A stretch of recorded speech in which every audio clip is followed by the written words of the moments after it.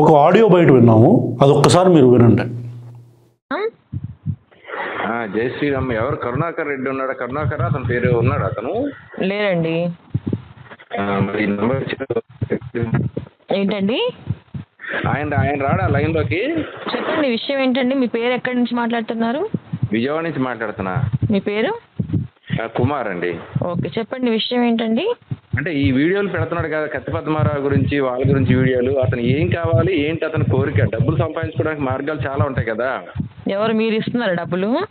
మరి వీడియోలు పెట్టుకునే చందాలు నెంబర్ ఇది అదే కదా, వాట్సాప్ డబ్బులు పంపమనే నెంబరే కదా ఇది. మీరు కత్తి పద్మారావుకి ఏమవుతారు? మా బాబాయ్ అవుతాడు. ఆహా. అయితే అతను మాట్లాడింది కరెక్టా? ఏం కరెక్ట్ కాదా? చరిత్ర తెలుసా మీకు? మీకు తెలుసా? అది అకౌంటెడ్. కరుణాకర్ అన్నవాడు అకౌంటెడ్. మర్యాదగా మాట్లాడండి. మర్యాదగా మాట్లాడితే మర్యాదగా మీకు ఆన్సర్ వస్తుంది. చెప్పండి, అకౌంటెడ్ అయినా మీ కరుణాకర్? మీకు మర్యాద లేదు కానీ చరిత్రల గురించి మాట్లాడుతున్నారు మీరు. మీకు కాదు, మీకు అని మాట్లాడండి. నేను మీకు అని మాట్లాడుతున్నాను. రోడ్ల మీద అడుక్కుదేను కదా. ఎవరు? నువ్వా? వీడియోలు చేసి యూట్యూబ్ లో పెట్టడం, చందాలు అడుక్కుని బతికే వాళ్ళు మీరా? కత్తి పద్మారావు గురించి మాట్లాడేది.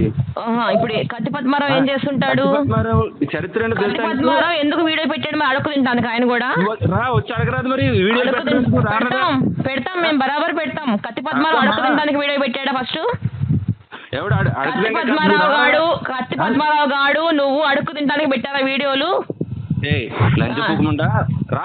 తెనాల్లో ఎక్కడుంటావు నువ్వు? తెనాల్లో ఎక్కడుంటావు? మీ అమ్మ ఎంత సంస్కారం నేర్పిందో నీకు ఇది బాగా అర్థమవుతుంది. ఇంత సంస్కారం నీకు ఫోన్ పెట్టిస్తున్నావు. అంత భయం అవుతుందా నీకు? నీకంత భయం అవుతుందా? నీకంత భయం అవుతుందా? నీకు మాట్లాడడం రాదు, నీకు డిబేట్ చేయడం రాదు. ఒక అమ్మకి అయ్యక పుట్టలేదు నువ్వు, ఒక అయ్యక పుట్టలేదు. ఆ దరిద్రుడు, ఆ వెధవ ముండా కొడుకు నీకు సంబంధం ఏంది? చెత్త ముండా కొడుకు వాడు, చెత్త ముండా కొడుకు వాడు. వాడు ఒక అయ్యక పుట్టలేదు. వాడు ఒక అయ్యక పుట్టలే పద్మారావు గాడు. ఈ ఆడియో బయట శివశక్తికి సంబంధించిన, శివశక్తి అనే ఒక హిందూ యాక్టివిస్ట్ ఆర్గనైజేషన్ ఉంటుంది, వాళ్ళకి సంబంధించిన ఒక మహిళ అండ్ కత్తి పద్మారావు అని సోషల్ యాక్టివిస్ట్ ఒక ఆయన ఉన్నారు. ఆయనకి అంటే వాళ్ళ కొడుకు వరస అవుతున్న ఇంకొక వ్యక్తి మధ్య జరిగిన సంభాషణ అన్నమాట ఇది.